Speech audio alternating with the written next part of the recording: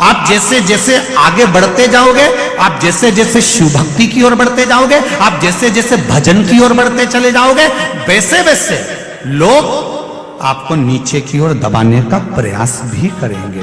क्यों मंदिर जाती है? किसने कहा तुझे मंदिर जाने के लिए? लोग ठिठोली करेंगे, लोग हंसेंगे, लोग ताना मारेंगे, लोग अपशब्द कहेंगे, पर सब कुछ सुनती हुई जो शिव मंदिर तक चली जाएगी तो समझ लेना कि सब बारे में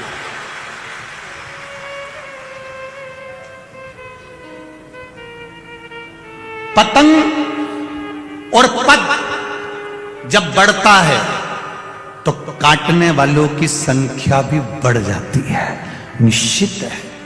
पतंग जब बढ़ेगी और पद जब बढ़ेगा, आपकी प्रतिष्ठा, आपका पद, आपकी उन्नति, और पतंग जब ये ऊपर बढ़ती जाती है, बढ़ती जाती है, बढ़ती जाती है, तो लोगों को रास नहीं आती और वह उसको काटने का विचार करने लगते हैं।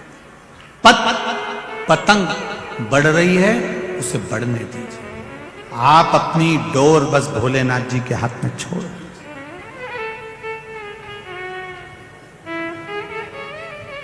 बाबा के हाथ में छोड़।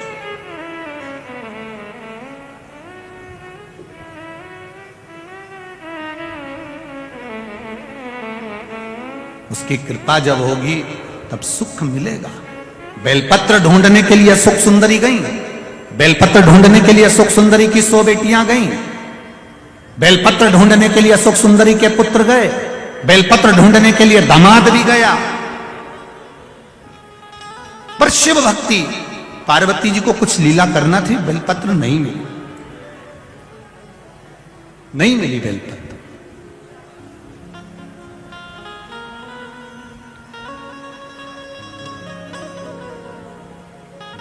वापिस आ गए।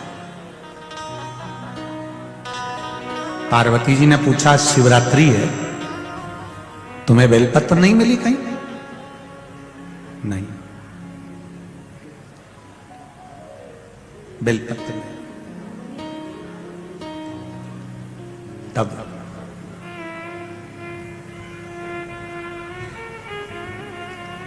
गौ माता की पूंछ को घुमाती घुमाती घुमाती घुमाती, गौ माता की पूंछ को घुमाती घुमाती माता संतोषी वहां पहुंची।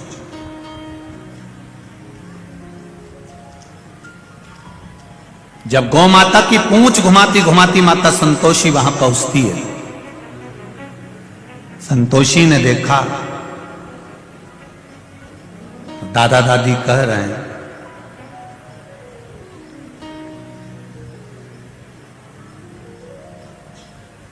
ये दादा दादी, दादी जी कह रही हैं, पार्वती मैया कह रही हैं कि बेलपत्र नहीं लाई अशोक सुंदरी से। बुआ से जब ऐसी बात कही जा रही है तो संतोषी माता ने, संतोषी ने गाय की पूंछ को छोड़ा, हाथ का स्पर्श सुंदर भाव से करते हुए हाथ खासा करा, और संतोषी मैया अंदर गई और शिव जी के पास में, दादाजी के पास में जटा में जो बेलपत्र लगी थी वो बेलपत्र उठाकर संतोषी लेकर आई, पार्वती जी के हाथ में दिया, दादी जी चढ़ा दीजिए। दादी जी ने बेलपत्र लेकर पूछा, संतोषी ये बेलपत्र तेरे पास कहां से आई? ये बेलपत्र तेरे पास आई कहां से? संतोषी ने कहा, दादाजी के मस्तक पर चढ़ी थी, ये बेलपत्र मैंने आपको ला कर दी है। चढ़ी हुई बेलपत्र तू मुझे ला कर दी? संतोषी ने कहा, दादी मां, एक बार मैंने दादाजी के मुख से सुना था, शिव पर चढ़ने के बाद कोई भी चीज निर्मल नहीं होती है, खराब नहीं होती है।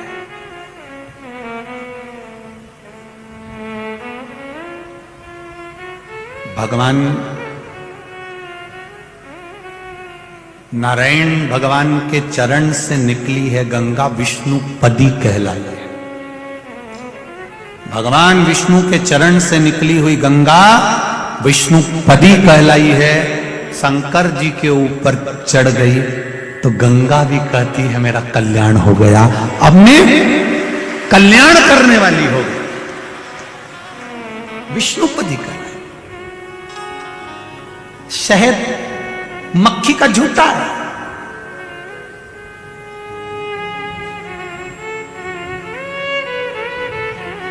वो भी भगवान पर चढ़कर औषधि बन जाता है।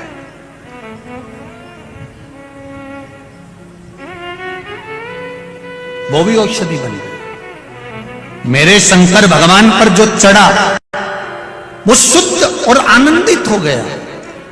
अभी ये कथा जब पूरी हो जाएगी, ये कथा पूर्ण होने के बाद में ये कथा 30 तारीख को पूरी हो जाएगी। 3 तारीख को बड़ौदा गुजरात में, 3 तारीख को बड़ौदा गुजरात में, 3 तारीख से 9 तारीख तक गुजरात वासियों के लिए बहुत सौभाग्य का विषय है कि बड़ौदा में, वैसे तो गुजरात में 2 कथा मिली है गुजरात वालों को, पर उसमें 3 दिसंबर से 9 दिसंबर तक बड़ौदा के लेप्रेसी ग्राउंड में सरदार लस्टेंड 4 रास्ता आजबा रोड बड़ौदा गुजरात में, बड़ौदा के अंदर यह कथा मिली है। 3 तारीख से 9 तारीख तक, 3 दिसंबर से 9 दिसंबर तक कथा का समय पहले दिन तो 1 बजे से 4 बजे रहेगा, पर बाकी के समय 2 बजे से 5 बजे रहेगा। तो उस कथा का मूल तत्व क्या है? जैसे यहां द्वादशक ज्योतिर्लिंग पर कथा चल रही है, वहां जो कथा होगी शंकर भगवान के प्रसाद पर कथा होगी कि शिव जी का प्रसाद 3 हिस्से क्यों होना। शंकर भगवान का जब पशुपति व्रत किया जाता है तो पति भी व्रत कर रहा है, पत्नी भी व्रत कर रही है, तो पत्नी जिस पात्र में प्रसाद बनाई है उस पात्र को प्रसाद बनाने के बाद धोया क्यों जाता है, और पति के लिए जब प्रसाद बनाएगी तो पात्र धोकर क्यों रखा जाता है? उस प्रसाद की महत्वता को जाने। शंकर भगवान को कौन सा प्रसाद लगता है? शिव जी का प्रसाद 7 स्थान ऐसे बताए गए हैं जहां पर शंकर भगवान के प्रसाद को नहीं रखा जाता है। 7 स्थान बताए गए। वो 7 स्थान कौन से हैं जहां शिव जी का प्रसाद नहीं रखा? 3 समय ऐसे हैं जिस समय पर भगवान शंकर के प्रसाद को अगर ग्रहण करा जाता है तो व्यक्ति रोग से मुक्त हो जाता है। 2 स्थान ऐसे बताए गए जहां पर शंकर भगवान पर चढ़ा हुआ रुद्राक्ष जब प्रसाद हो जाता है तो उसका जल का सुख कहां प्राप्त होता है। मैं संपूर्ण भारतवासियों से और देश विदेश में बैठे हुए संपूर्ण श्रोता भाई बहनों से और सभी नवयुवक बेटा बेटियों से कहना चाहूंगा, ये प्रसाद शिव प्रसाद, शिव महापुराण की कथा बड़ौदा से जो सुनने को मिलेगी उसको छोड़ना मत, जो जीवन का आनंद दे जाए उसको सुनो। और जो गुजरात की पावन धरा पर आकर कथा सुनना चाहते हैं वो बड़ौदा आकर श्रवण कर सकते हैं। बड़ौदा वासी, गुजरात वासी और आसपास के जितने महाराष्ट्र और राजस्थान वाले लगे, आओ कथा सुनो, तत्व श्रवण करो, उस कथा का अपने जीवन में उतारो।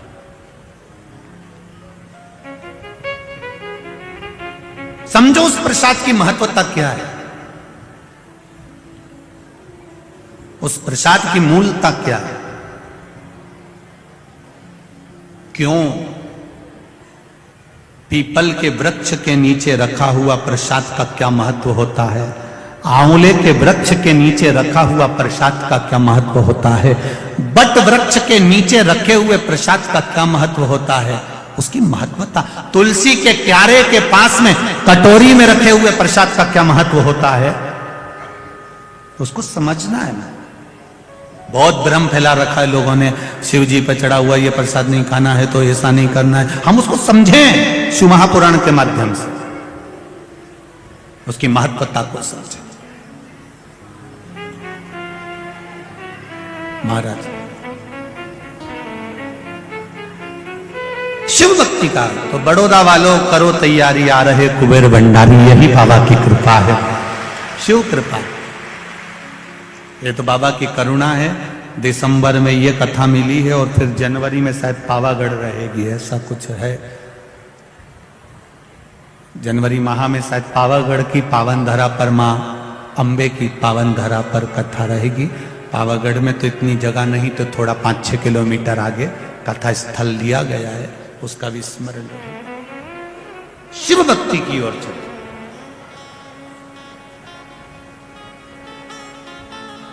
और 4 अप्रैल से 10 अप्रैल तक आप लोगों को मालूम ही है कहां पर है। वाह, सब तैयारी करके बैठे हो मतलब अभी से पक्का हो गया है? तो उस समय पर उज्जैन में कथा रहेगी 84 महादेव का आनंद और बाबा महाकाल की नगरी में विक्रमादित्य शिव महापुराण की कथा का रसतत्व ग्रहण करेंगे बड़े आनंद के साथ। शिव कथा का रसतत्व। हर हर महादेव। भगवान शिव की कथा कर रही है, भगवान शंकर का संवाद। माता संतोषी ने एक बेलपत्र शिव जी पे से उठाकर अपनी दादी जी को दे दी है। दादी जी के हाथ में बेलपत्र आई, वो बेलपत्र शंकर भगवान के शिवलिंग को चढ़ाई गई तो शंकर भगवान के नेत्र खुल गए। इतने समय से नेत्र बंद थे, इतने समय से बंद थे।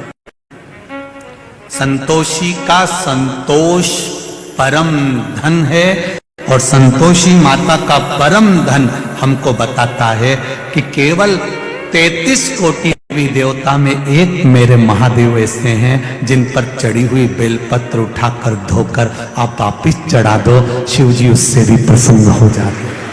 ये संतोष परम धन, ये संतोष परम प्रिय।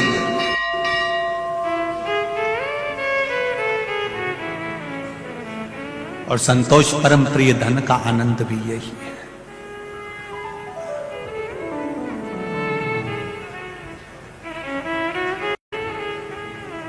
ये सुख वही, ये आनंद।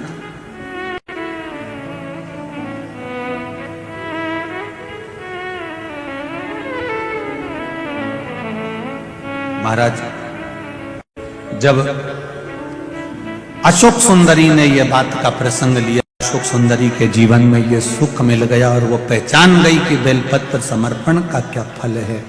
वही बात शिव महापुराण के अंतर्गत वर्णित करी गई।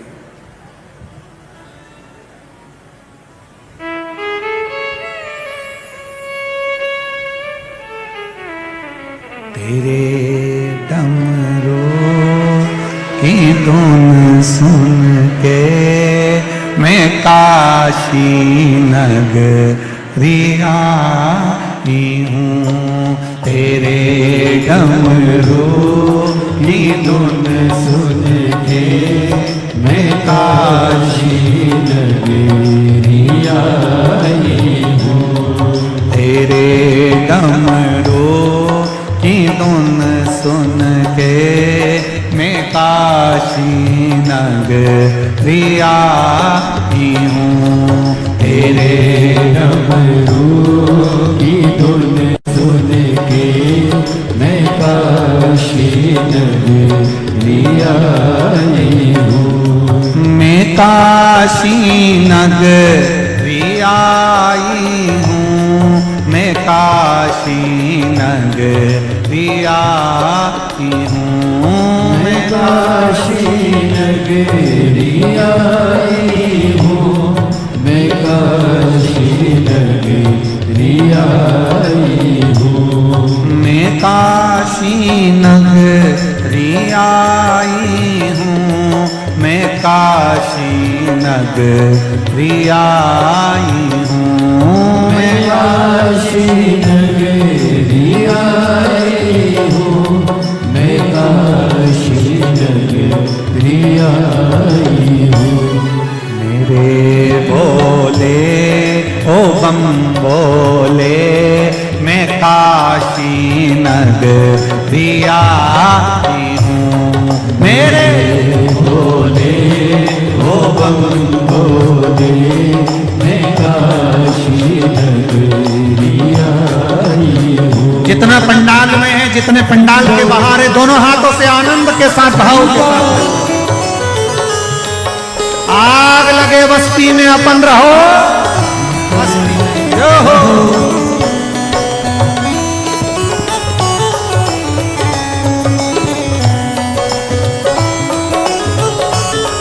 चैनल वालों से निवेदन है जो रोड पर बैठे हैं, जो भगवान की भक्ति का भजन कर कर नाच कर आनंद ले रहे हैं, उनका भी दर्शन अवश्य कराइएगा भाव के साथ। जो हो।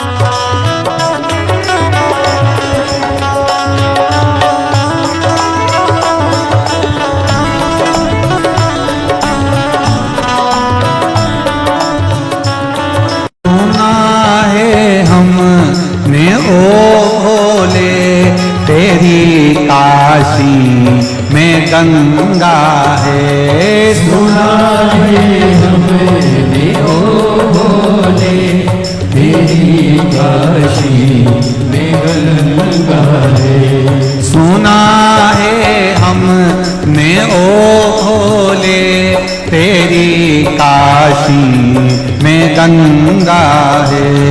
सुना है हमने ओ भोले तेरी काशी में गंगा है।